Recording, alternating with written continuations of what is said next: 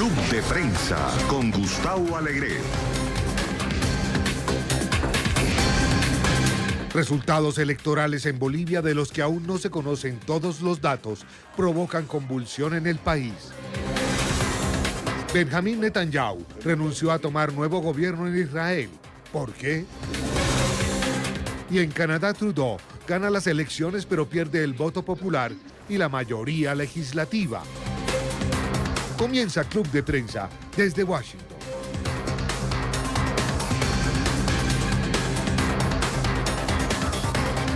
Hola, muy buenos días. Aquí comienza Club de Prensa. Estamos en vivo desde Washington y tengo el placer de saludarles en nombre del director de este programa, de Gustavo Alegret, para hacer durante la próxima hora en vivo, como decimos, un amplio recorrido por todos los temas de actualidad internacional, que no son pocos, y para ello ya tenemos a nuestros expertos preparados aquí sobre la mesa. Muy buenos días, Juan Carlos Hidalgo. Buenos días, ¿qué tal? Columnista de La Nación de Costa Rica y ya un colaborador de esta casa muy habitual. Muchas gracias. Gracias por acompañarnos. Y también Rafael Bernal, periodista de The Hill. Muy buenos días, Rafa. Buenos días. Como decimos, no son pocos los temas, son muchos, y tienen algunos de ellos un denominador común: son las protestas sociales que se están llevando a cabo en diferentes puntos de todo el mundo. Iniciaban hace meses también desde Hong Kong, pasando ahora mismo por Chile, por Bolivia, por Ecuador, incluso también por Colombia, por Haití, por España. Y como decimos, vamos a hacer un amplio recorrido por alguno de esos puntos donde nos manda la actualidad. Empezamos con Bolivia. Ha habido una noche de altos enfrentamientos y disturbios, y lo que está pasando, como advertía también Estados Unidos y la Organización de los Estados Americanos, podría haber ciertas irregularidades en el conteo de los votos en esta noche electoral. Como decimos, la noche ha sido intensa, se han producido diferentes focos, incendios, disturbios. ¿Qué es lo que está sucediendo en Bolivia? Bueno, Carlos. al parecer hay una nueva actualización del recuento. Al 95% de los votos, tenemos que Evo Morales tiene un 46.4% y Carlos Mesa tiene un 37.0%. Es una noticia de última hora que nos está Es decir, la ventaja de Evo Morales ya no es de 10 puntos porcentuales, lo cual le garantizaría el triunfo en primera vuelta, sino que es de menos de ese 10%, está como 9 y resto. Lo interesante aquí es que esto se ha corregido un poco durante la noche. Recordemos qué fue lo que ocurrió originalmente. Originalmente, el primer dato que sale el domingo, como con aproximadamente un 80%, 82% de las mesas escrutadas, le daba a Carlos Mesa un 38% y a Evo Morales un 46%. Sin embargo, Evo Morales sale a decir que él va a ganar en primera vuelta con los votos, porque los votos que faltan de zonas rurales, y ahí es donde su apoyo es abrumador. Pues bueno, se paró el recuento. Separar, por lo menos no el recuento, se paró la entrega de datos de una manera muy similar a lo que ocurrió en Honduras, o lo que ocurrió en México allá en el 88. En el 88. Sí. Y luego, como muchos temían, anoche, finalmente, cuando el Tribunal Electoral de Bolivia entrega los nuevos datos, ya ahora sí mostraban a Evo Morales por encima de ese 10 puntos porcentuales por un pelito, como decimos en Costa Rica. Ahora parece que otra vez está cayendo. La pregunta ¿es esto producto de un recuento legítimo de los votos? Por lo menos vemos que los observadores internacionales están alertas y han denunciado irregularidades y la opacidad de todo el proceso. Emitían un comunicado anoche precisamente manifestando esa denuncia. Aquí estoy hablando con una amiga que está en Santa Cruz y me dice que esta reversión, esta caída de Evo, en la ventaja de Evo, se debe más bien a las protestas que han ocurrido anoche en Bolivia, y que lo que hace falta es que Santa Cruz arde un poco para que el Tribunal Electoral no incurra en el fraude que mucha gente está temiendo que tenían planeado. Rafa. Vimos presión de la Organización de Estados Americanos, de propio Estados Unidos, presión internacional en general, y lo que podemos... Suponiendo que le demos el beneficio de la duda al Tribunal Electoral boliviano y a las autoridades de cuenta de votos bolivianos, esta no es una manera de administrar una elección. Porque si esto fue un error de escrutinio, de todo lo que pueden decir, y recordando, le estamos dando el beneficio de la duda como argumento, porque se ve sospechoso el asunto, para decirlo menos. llevas una elección donde hay, digamos, este tipo de presión social y cometes este tipo de errores, estás buscando realmente, bueno, más bien, más que buscando, no acusemos de esa manera, no están cuidando de mantener la paz social, como es difícil de hacer en una elección tan competida. Entonces realmente, o sea, no sale bien librado de una manera u otra el gobierno boliviano, y ahora pues es un poco difícil creer que, digo, antes de las manifestaciones de repente se cae el sistema y sale Evo con más de 10%. Se prenden mucho las manifestaciones, entre otras cosas tiraron una estatua de Hugo Chávez y bueno, realmente una situación de encuentro social serio. Para que pongamos un poco en precedente lo que ha pasado, lo que sucedía en las últimas horas, fue precisamente porque antes de alcanzar ese 85% del escrutinio de los votos, ya se anunció de manera oficial a través de un periódico como ganadora Evo Morales. Claro. Esto sucedía anoche, antes de que, como decimos, ese recuento oficial se hubiera efectuado. Eso saltó todas las alarmas, emitía un comunicado la Organización de los Estados Americanos, como bien comentaba Juan Carlos, pero lo que sucedía en ese momento, si realmente los votos que tú ahora también estás mencionando a última hora, es que tendría que haber una segunda vuelta antes de que se diera por ganadora Evo Morales. Aquí lo irregular, dentro de todas las irregularidades que hay, es que anoche, efectivamente, varios medios medios oficialistas salen a dar por ganadora Evo Morales, cuando todavía faltaban 5% de las mesas por ser escrutadas y cuando la ventaja de Evo sobre Carlos Mesa no estaba por encima de esos 10 puntos porcentuales por únicamente 0,11%. O sea, obviamente estadísticamente no había posibilidades de que eso cayera o de que eso aumentara. ¿Cómo van a salir a dar por ganadora Evo Morales sin que se cuente la totalidad de los votos? Quienes hemos vivido aquí en Estados Unidos los recuentos de Florida y los múltiples recuentos, hemos visto cómo en Arizona, por ejemplo, en la última elección del Senado, cómo estas diferencias se revierten fácilmente cuando quedan incluso menos que un 5% de los votos por ser escrutados. Así que, sin duda, hay muchísima razón para estar alerta sobre lo que está ocurriendo. Bolivia es un pueblo que no se deja, que no va a permitir tampoco fácilmente, especialmente las regiones del oriente de Bolivia, el Santa Cruz, Chuquisaca, Beni, Pando, todas estas regiones que tienen un aire de autonomía muy fuerte con respecto a la paz. Así que yo creo que sinceramente lo que mi amiga me dice tiene mucha razón. En este momento el gobierno boliviano lo que está haciendo es tomarle el pulso a lo que está ocurriendo en la calle. Si siente que las cosas pueden estallar de una manera como ha estallado en Ecuador o como ha estallado en Chile, van a decidir que no es el momento de arriesgar todo e irse a una segunda vuelta. Y en una segunda vuelta ver cómo hacen para que Evo permanezca en el poder. Y el problema con esa situación es que han perdido toda credibilidad, al menos a nivel internacional. Es un gobierno populista, ha sido, digamos, agresivo en contra de la oposición, no ha permitido mucha oposición en los primeros dos términos presidenciales de Evo. Y ahora con estos trucos de que básicamente esto de estar midiendo el pulso, ¿qué credibilidad realmente tiene el conteo de votación que hace el propio gobierno? El conteo de votación va dependiendo de qué tan envalentonados se sienten. Pues entonces quiere decir que lo que votó cada ciudadano boliviano no vale para nada. O sea, les van a quitar tanto puedan quitarles y les van a dar lo que estén obligados a darles. Pero decía que se va a medir en función de cómo esté caldeado el ambiente en la calle, por así decirlo, y es que literalmente las calles estaban anoche incendiadas, lo han estado en las últimas horas, han estado manifestándose, concentrándose, pero ha habido altercados y disturbios que todavía se están prolongando durante el día de hoy. Eso va a hacer que se mida un poco el pulso, como decías, pero ¿qué es lo que puede pasar en los próximos días?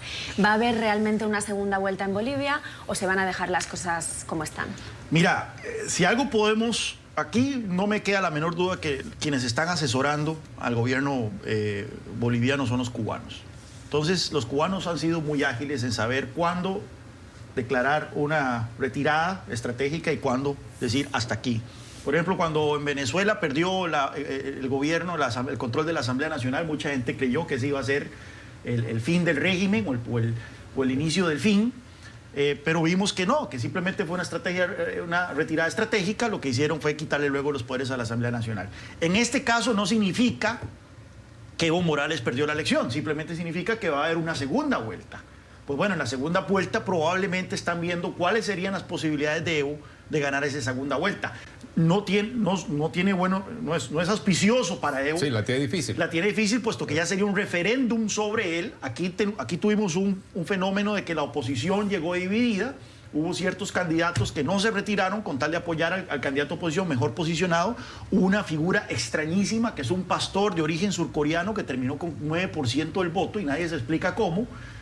Esas cosas no ocurrirían en una segunda vuelta y por lo tanto, en este momento no me queda la menor duda que los cubanos están viendo la situación y les van a decir a Evo si es aquí en donde necesita plantarse y decir no va a haber segunda vuelta, o van a decirle todavía podemos arriesgar esto en una segunda vuelta. ¿Y qué pensáis? ¿Habrá o no habrá segunda vuelta? Pues ahorita parece casi inevitable. Con estos disturbios parece que todo indica a qué va la segunda vuelta.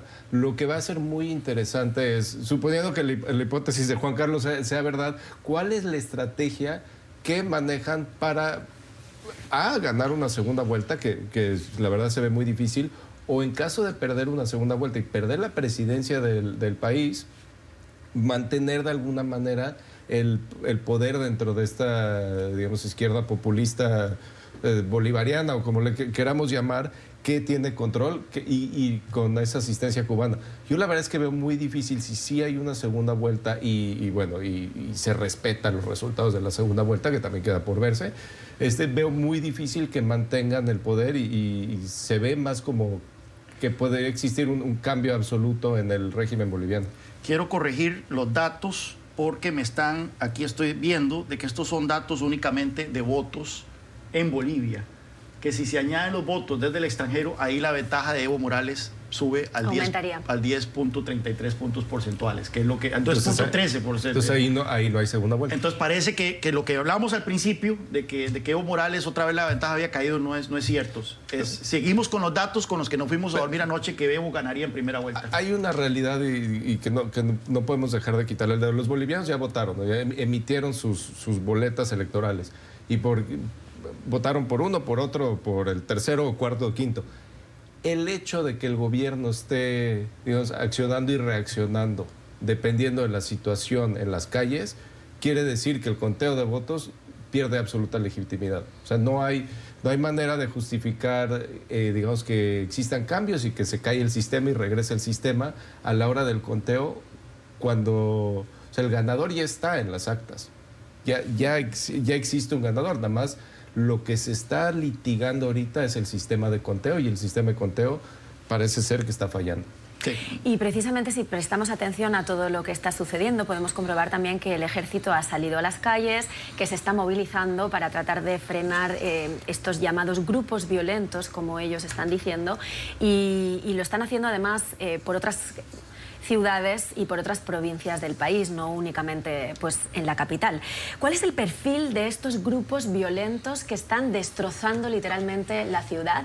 Y si es más allá de como él mismo decía, del sistema electoral, del resultado, ¿por qué están manifestando este malestar? Estamos hablando de Bolivia. Sí, estamos hablando ahora mismo también de Bolivia. Yo no llamaría...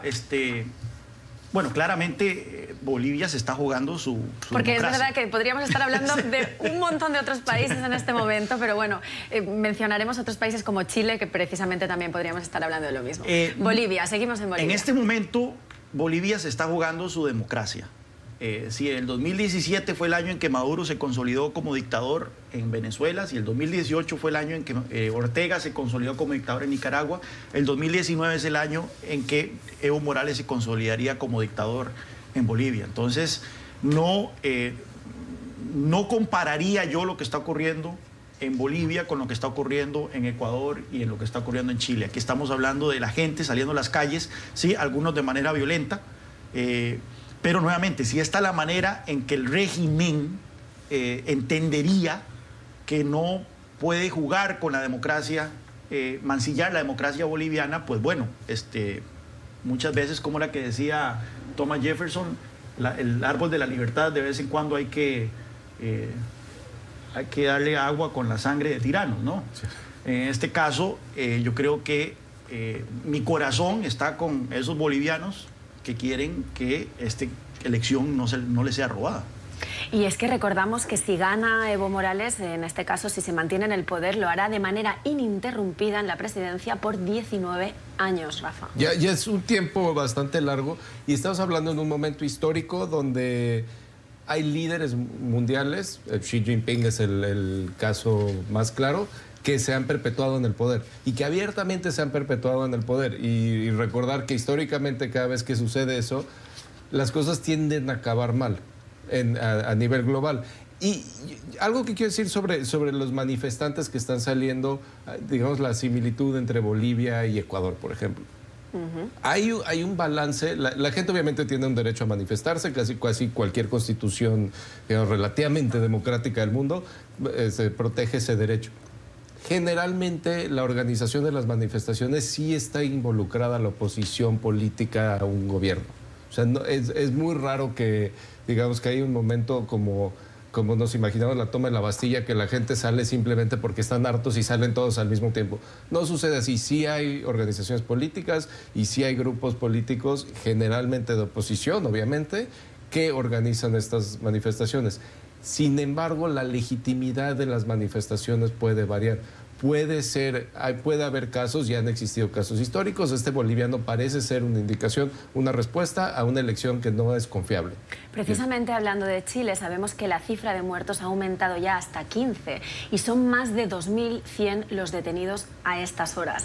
Es un tema, como decíamos, con un contexto distinto, pero de nuevo ha sido también las protestas sociales las que han hecho a la gente salir a la calle y que se está produciendo pues toda esta serie de disturbios y de altercados, ¿no?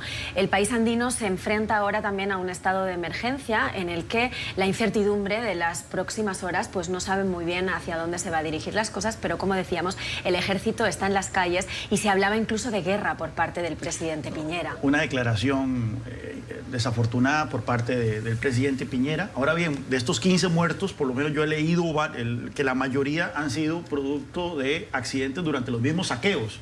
O sea, han encontrado cuerpos calcinados en supermercados que los mismos saqueadores han prendido fuego.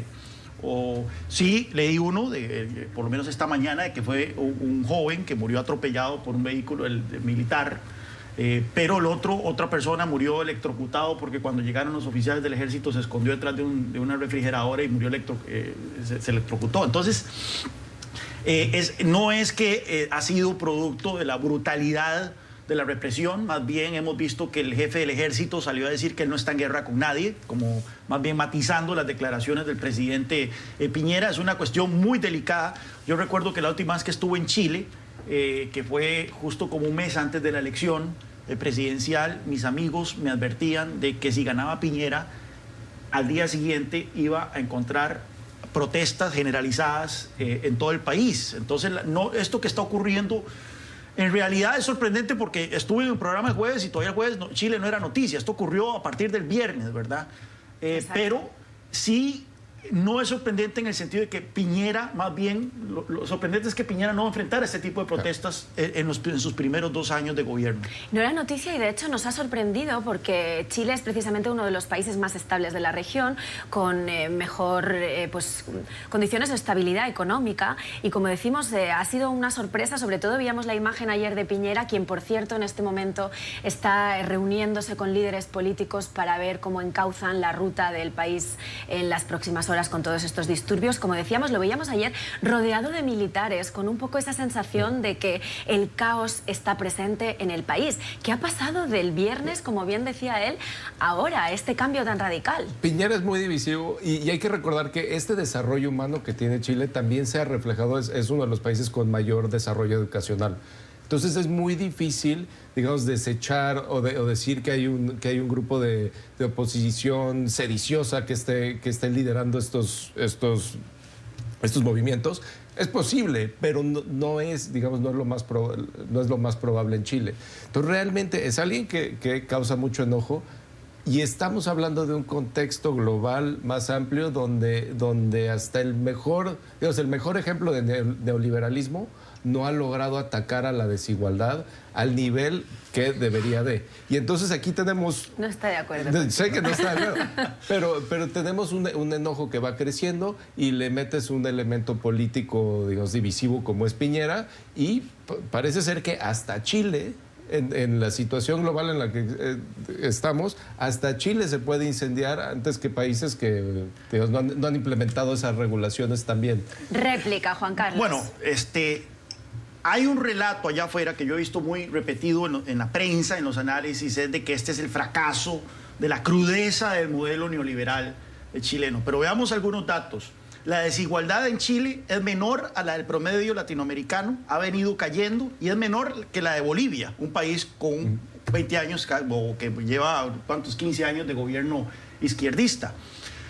Chile es el país con la mayor movilidad social de América Latina. Es decir, si usted nace pobre en Chile, usted tiene más probabilidad de subir la ladera social que en cualquier otro país de la región. Chile es el país que más ha reducido la pobreza en los últimos 30 años en la región. Chile es el país con el ingreso per cápita más alto. Y déjame darte la razón. Todo eso es porque Chile es el país que mejor ha implementado el modelo neoliberal. Sí. Lo han hecho con menos corrupción. Mira, eso es muy importante. Entonces, Chile, según los indicadores de democracia, es la democracia más sólida de América Latina. Entonces, ¿qué sucedido? ¿Qué está sucediendo, Vanessa? ¿Cómo esta ¿Qué está subida sucediendo? tan Mira, mínima del transporte ha podido derivar en estos altercados? Pongámosle contexto. 4 centavos de dólar se subieron en una tarifa, y cuando nosotros vemos las imágenes de esas estaciones de metro en llamas y esos trenes en llamas, es el sistema de metro más moderno de América Latina. Y se subió la tarifa 4 centavos, una tarifa que estaba congelada desde el 2010. O sea, simplemente no tiene sentido alguno este estallido. ¿Cuál es mi lectura de los hechos? Vea, yo he ido a Chile muchas veces en los últimos 10 años. Y una de las cosas que me llama mucho la atención es que la izquierda tomó la educación chilena. O sea, las universidades en Chile son hervideros de pensamiento izquierdista, al punto que las organizaciones estudiantiles comunistas son las moderadas dentro del estudiantado y los grupos, las organizaciones estudiantiles dentro de las universidades. Entonces, se ha ido creando una masa de la población, porque aparte de eso Chile es el país con uno de los mayores porcentajes de educación universitaria de América Latina, se ha ido creando una masa que está descontenta con un modelo que es el modelo más exitoso de América Latina. Y por algún motivo estaban buscando cualquier excusa para prenderle fuego al país de una manera como no se ha visto en ¿Pero por qué? décadas. Eso sería como tirarse piedras sobre su propio tejado, ¿no? Muy brevemente, Rafa. ¿No? Yo estoy de acuerdo que hay un elemento de eso, pero también hay un elemento de descontento que sí está basado en ciertas políticas de Estado que no funcionan bien, y un problema gravísimo es la adicción en Latinoamérica a pagar, por ejemplo, pagar esos 4 centavos del metro. Eso no le corresponde al gobierno, pero a la hora que lo quitas, generalmente causa enojo social. En Ecuador con la gasolina lo mismo, en México con la gasolina llevan con ese problema. Pero en México años. y Ecuador fue un garrotazo, ahí sí fue un aumento. Fue más fuerte. Aquí no se puede decir que fue un aumento desproporcionado, 4 centavos. Y al final también son cuestiones de perspectiva, pero bueno, los datos están ahí. Seguiremos analizándolo y hablando de este tema en profundidad en los próximos días. Vamos a hacer una breve pausa y enseguida regresamos con mucho más aquí en Club de Prensa. Regresamos a Club de Prensa, estamos en vivo desde Washington y continuamos hablando de otro de los países donde las elecciones ha dejado cierto foco de polémica, y estamos hablando de Israel. El primer ministro israelí, tras las últimas elecciones, que no contó con los apoyos, recordamos, el pasado mes de mayo, ahora también ha renunciado a formar nuevo gobierno. Tiene 28 días para Israel poder encontrar ahora una solución a un tema que les podría volver a llevar a unas nuevas elecciones. ¿Qué está sucediendo? Sería la tercera elección dentro de un año, que eso sí nunca ha sucedido, a pesar de que la política israelí generalmente es difícil y bien competida. El presidente Rivlin le pidió a Benny Gantz, que es el líder de este nuevo partido azul y blanco, que forme un gobierno. A pesar de que Gantz es el que más asientos controla 33 de los 120, y esto es un número más o menos normal para formar una mayoría en Israel, es un sistema multipartidista por excelencia. Okay. A pesar de eso, es improbable que logre tener los 61 que necesita en estos 28 días, simplemente porque está tan dividido. No a la mate. Gantz se puede juntar con los partidos de izquierda y van a llegar como a los 50 saltos. Entonces, esa es una probabilidad. el partido de en medio, que está entre Gantz y Bibi Netanyahu, que va de salida, que es este partido de Israel Beitenu, que controla a Víctor Lieberman, el señor Lieberman, que controla, creo que son 8 asientos, y es el único que está en medio, estaba pidiendo que se juntaran los dos partidos grandes en un gobierno de coalición. Gantz y Netanyahu no lograron llegar a un acuerdo y era de preverse que esos dos no iban a llegar a un acuerdo, sobre todo con las acusaciones de corrupción sobre Netanyahu. Y ahorita el gran desaparecido, y lo estuve buscando toda la mañana en todas las notas posibles, Lieberman no ha dicho. Y no va a decir porque Lieberman no es probable que se alíe con sobre todo con los partidos de más izquierda que necesitarían para crear una coalición alrededor de... ¿Y por qué crees que está desaparecido? ¿Podría estar la decisión en sus manos y sin embargo no aparece en el escenario? No, la respuesta más probable, porque qué está pensando el señor solo él lo sabe, pero la respuesta más probable es que no ve posible una alianza con la izquierda profunda de Israel, que son menos nacionalistas, con los partidos árabes, por ejemplo. No es probable que quiera esa alianza, porque él es nacionalista y populista, pero no es realmente de derecha. Y él lo que quería hacer era tener un partido nacionalista y populista, pero sacar a los partidos religiosos de ultraderecha de la fórmula que controla el Estado. ¿Cómo se llama? Lieberman formó parte por muchos años de los gobiernos de derecha del Likud, pero llegó un punto que representó el quiebre de esta alianza entre Lieberman y la derecha israelí, que es el tema de la exención que tiene la comunidad ultraortodoxa de servir en el ejército, de hacer el draft, ¿cómo se llama?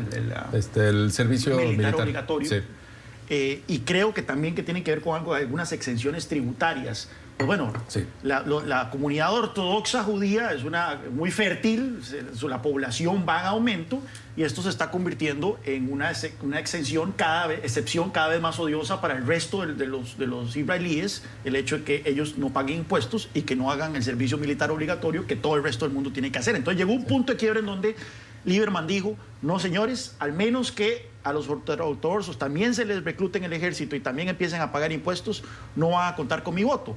Bueno, pues por supuesto que entonces los partidos ultraortodoxos, que Chas, Torás y todo, tienen como 16 escaños o más. Por ahí. Hoy me levanté como a las 5 de la mañana y empecé a hacer mate, ¿verdad? Empecé con la calculadora, no es muy difícil, son 120 escaños, se necesitan 61 para formar la mayoría.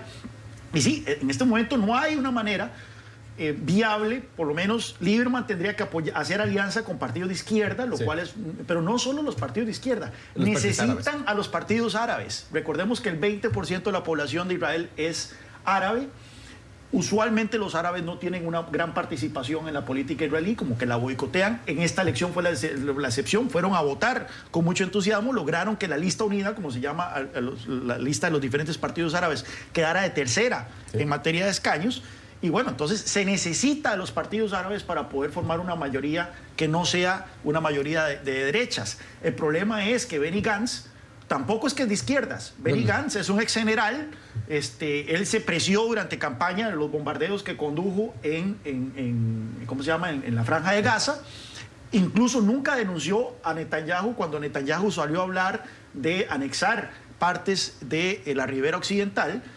Tampoco entonces es como un tipo de izquierdas, y la idea de hacer una alianza con los partidos árabes en su momento también fue descartada por Benny Gantz. Entonces, sin los partidos árabes va a ser difícil. Ahora ya está abierto. Y dos cosas que faltaron importantes. Describía a Lieberman como, creo, nacionalista y populista, pero también es secular. Es increíblemente secular. Y por eso él quiere sacar la influencia de la religión del Estado de Israel. Y ese es el punto por lo que no puede coaligarse con los ortodoxos.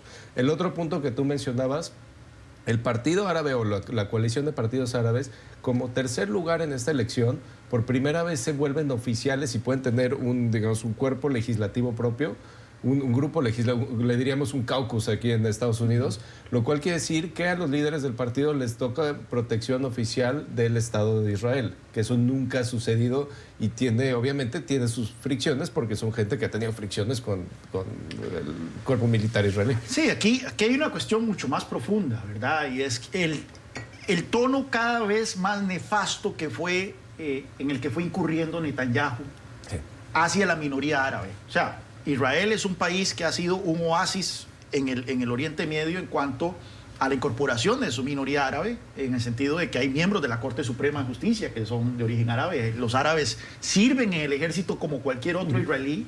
Hay generales que son árabes. Bueno, más allá que los ortodoxos, justamente. No Exacto, tienen más esas allá excepciones. que los ortodoxos. Entonces, pero sí, bueno, sí hay una sensación de que los árabes, al igual que la población afroestadounidense, ¿verdad?, que son discriminados, de que no, tal vez no es una política apartheid oficial, pero que estructuralmente no reciben las mismas ventajas que los ciudadanos israelíes de origen judío.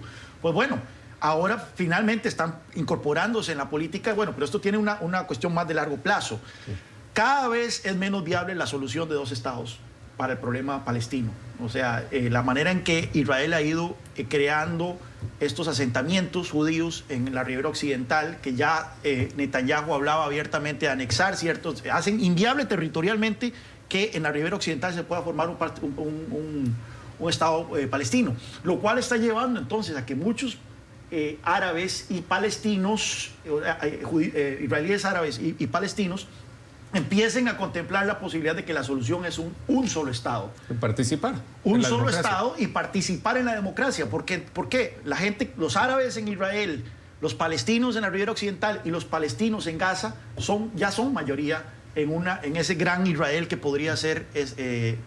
Y ese es el tema que siempre ha dificultado desde la creación del Estado de Israel y nadie realmente ha sacado una solución, pero ¿de qué manera puedes tener un Estado secular y democrático, que son dos cosas que ha sido Israel, sí, pero con una vocación judía? No puedes tener una vocación judía y ser secular, pero sí lo han logrado hasta ahorita.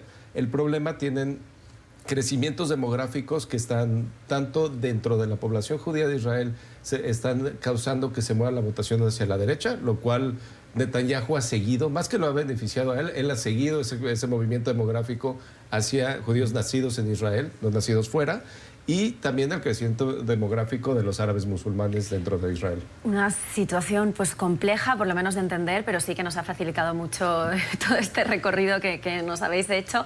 Como comentábamos antes, tienen 28 días ahora en Israel para tomar una decisión o sucedería algo histórico, como bien apuntaba Rafa, que tendrían que ir de nuevo a unas terceras elecciones por tercer lugar ya en menos de un año, porque las primeras fueron en mayo este año, recordamos, las de ahora y las próximas en un mes. Veremos qué pasa, también estaremos muy pendientes, pero no dejamos de lado otras elecciones que sucedían hace apenas unas horas en Canadá. Han sido unas elecciones ajustadas, mucho más que los pasados 4 años, cuando el primer ministro Justin Trudeau ganaba con una amplia ventaja. No sucedía lo mismo ahora, de hecho, se hablaba de que había una victoria tan ajustada que podía incluso perder él el poder.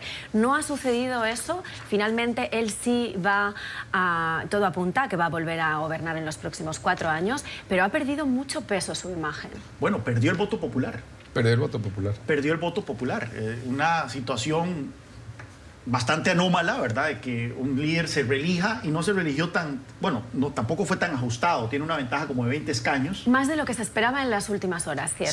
Sí, pero que pierda el voto popular. Entonces, sin duda alguna, el mandato de que va a tener como primer ministro en este segundo periodo va a estar mancillado por eso. Los gobiernos de minoría en Canadá no duran mucho, si acaso duran 1 año y medio o 2 años. Entonces es de esperar que dentro de 2 años vamos a tener otras nuevas elecciones. El Partido Conservador, también vemos una división geográfica impresionante en Canadá. El oeste canadiense es total y absolutamente conservador, mientras que los votos liberales se concentraron en Ontario y en Montreal, en Ontario y Quebec, más bien. Vemos el resurgimiento del partido quebecois, el partido independentista quebequense, que pasó de 10 a 30 y resto de escaños. El triple. Una elección bastante interesante, ¿verdad? A mí me llamó mucho la atención el discurso del Partido Conservador, puesto que fue un discurso que es Andrew Scheer, que trató de evitar atacar a los inmigrantes, trató de evitar controversias en materia de aborto, controversias en materia de derechos de la comunidad LGTB, y se enfocó en temas de recortes de impuestos, gasto y costo de vida y demás. O sea, como el bread and butter, como se dice aquí en Estados Unidos, el pan y la mantequilla, cosas de la vida real. Bueno, es difícil decir si le fue mal o no. Ganaron el voto popular, ganaron como 20 y resto de escaños, no llegaron al poder, pero sin duda alguna quedan muy bien posicionados para una próxima elección. Hay que estar muy pendiente de lo que suceda también, pero la noticia que teníamos es que 27,5 millones de canadienses estaban llamados a las urnas. Como bien ha dicho, ha perdido el voto popular. Va a seguir Trudeau en los próximos, no sabemos si 1 año y medio, como dice él, pero en principio son los próximos 4 años de legislatura. Pero ha habido un cambio en la sociedad. Rafa, ¿en qué se va a notar eso en la práctica? A mí me parece que el cambio fuerte fue en la manera de hacer campañas, que fue la campaña más sucia de la historia de Canadá. Fue un primer ministro que dentro del escándalo más fuerte, que es realmente un escándalo generacional, lo agarraron pintándose la cara imitando otras etnias, por decirlo diplomáticamente. Hace muchos años, ¿no? De eso. Hace muchos años, y es algo que era una práctica, y hay que recordarlo que esto era una práctica común, que mucha gente lo hacía. Para la posada navideña, ¿qué rey mago te tocaba hacer, de qué color te pintabas? Es una cosa terrible. O sea, hoy no en día tenía es esa inaceptable. connotación racista que sí que tiene hoy en día, entonces no la tenía. Era igual de racista, era igual de racista, nada más que el racismo era más aceptado en la sociedad de hace 20 o 30 o 150 años. O sea, finalmente es algo que hemos progresado como sociedad, pero lo trataron de agarrar con eso. El final de la campaña fue feo. Estaba hablando Scheer, interrumpió su transmisión Trudeau para pisarle su discurso. Normalmente esperan a que el candidato perdedor termine su discurso y empieza el candidato ganador. O sea, sí hay mucho odio, y sí ese regionalismo canadiense, que Alberta y Saskatchewan son 2 lugares muy conservadores y el resto de Canadá es muy liberal, se notó porque Scheer no quiso ser un conservador a todas luces en esta campaña. Entonces, pues vemos que alguna de esas acciones sí que le ha podido pasar factura. Como decimos, seguiremos hablándolo.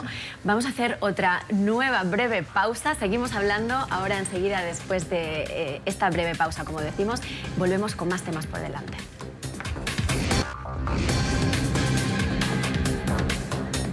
Volvemos a Club de Prensa, gracias por acompañarnos. Seguimos con muchos temas y muy relevantes por delante, entre ellos una llamada que se producía este pasado fin de semana entre el presidente Donald Trump y el presidente mexicano López Obrador. Una llamada que aseguran sentará precedentes y habrá un antes y un después. ¿Por qué? ¿Nos lo cuentas, Rafa? Bueno, sí es cierto, y sí sienta precedentes. Qué bueno, porque el tráfico de armas norteamericanos sí ha sido un problema grave que ha causado decenas de miles o cientos de miles muertos en México. Sin embargo, hay varios problemas con esa aseveración. El primero es que no sabemos bien de dónde vienen todas las armas que están en México. Hay un tráfico de armas, sí, de compras en la frontera sur de Estados Unidos, norte de México, que se cruzan de manera ilegal. Hay muchas armas que vienen de Centroamérica, muchas de ellas de producción norteamericana, pero también hay belgas, chinas, rusas en menor proporción. El otro tema es, ¿por qué está México hablando de esto? Y este es un error diplomático que cometió Donald Trump en 2015. Alguien le dijo, ¿sabes qué? El problema de la guerra contra las drogas son las armas americanas en México, que mucha gente lo dice. Y él, sin saber por qué los diplomáticos norteamericanos nunca han tocado el tema, que básicamente es porque aquí es imposible hablar del tema de armas, porque se mete uno con la segunda enmienda de la Constitución, en primer lugar. Es un derecho constitucional la aportación y la compra de armas en Estados Unidos, y porque es para México, digamos, que México le diga a Estados Unidos, ¿sabes qué? Tú ya no puedes vender armas en la frontera. Es como si Estados Unidos le dice a México, oye, ¿sabes qué? Te voy a poner una base militar americana en la Ciudad de México. De hecho, es contraproducente para el propio país, ¿no? Porque recordamos que lo que aquí se estaba hablando en esta reunión entre funcionarios estadounidenses y el gobierno mexicano es que querían congelar el tráfico ilícito de armas. Claro. Esa era la noticia. Entonces, bajo el contexto... Pero el tráfico ilícito de armas empieza con compras lícitas de armas. Entonces, o prohíbes esas compras en Estados Unidos, que eso es lo que saca chispas aquí, o militarizas más la frontera, digamos, en el movimiento hacia el sur, que simplemente es prácticamente, o sea, es un tema inoperable. Entonces, el presidente anterior, Peña Nieto, trató de sacar ventaja de esto, digamos, porque es una buena distracción para México, no estar hablando de drogas, sino estar hablando de armas, ¿no? Porque ese es un problema estadounidense, no un problema latinoamericano. Le trató de sacar ventaja, no le sacó gran cosa de ventaja. Ahorita López Obrador está contra la pared por el tema del asalto a Culiacán y, bueno, trata de sacar ventaja de esta llamada con Trump. Sin embargo, bueno, sí se convierte un antes y después. Yo voy a ser el primero en aceptar que mi predicción salió equivocada. Yo creo que va a ir a lo mismo que la administración anterior y que todas las otras veces que se ha discutido el tráfico de armas. Lo comprobaremos, a ver qué sucede. ¿También crees que podría ser un error diplomático, Juan Carlos? ¿O qué crees que puede determinar ese antes y después? Mira, a ambos lados de la frontera ya estamos acostumbrados a las ocurrencias. De este lado de la frontera estamos más acostumbrados, nos estamos acostumbrando ahora con México también. Hay unos que llevamos 20 años con esas ocurrencias. Pero entonces, claramente no va a ocurrir nada. O sea, como bien señaló Rafa, este tema de la segunda enmienda, no se puede suspender la segunda enmienda en la frontera no se puede en Arizona o en Nuevo México o en California, y por lo tanto el tráfico de armas va a continuar mientras exista la Constitución de Estados Unidos. La solución, por supuesto, que no parte por regular este tráfico de armas, la solución parte por acabar con una guerra contra las drogas que es absurda y que le está costando muchos muertos a México. México debería encabezar un movimiento latinoamericano que en su momento como que germinó. Casi. Al principio de la década tuvimos varios presidentes en ejercicio en Latinoamérica que empezaron a cuestionar públicamente la guerra contra las drogas, pero lamentablemente eso no tomó fuego, ¿verdad? Y ahora otra vez volvemos a una situación donde México está en llamas y nadie pone el dedo sobre la llaga, que es la absurda prohibición de las drogas, que es lo que está alimentando esta violencia. Y aquí damos el titular. Estados Unidos es el país con más armas de fuego en manos de civiles, 310 millones. Se calcula que hay 9 armas por cada 10 ciudadanos. Y dicho esto, vamos a hacer la última pausa publicitaria del programa de hoy. Enseguida regresamos.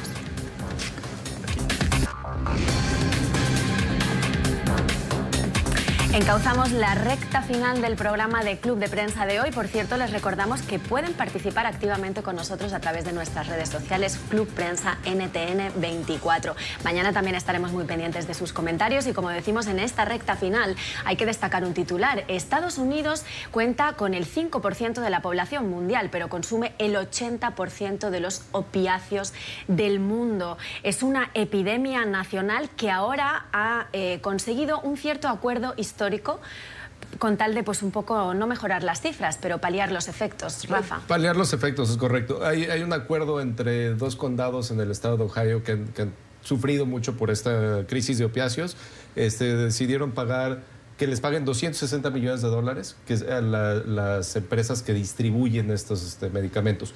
La única empresa que no entró al acuerdo fue Walgreens, que es una farmacia que no distribuye realmente, sino vende al usuario final. Hay que recordar, el número fuerte es 46 de cada 100,000 habitantes en Ohio se han muerto de sobredosis.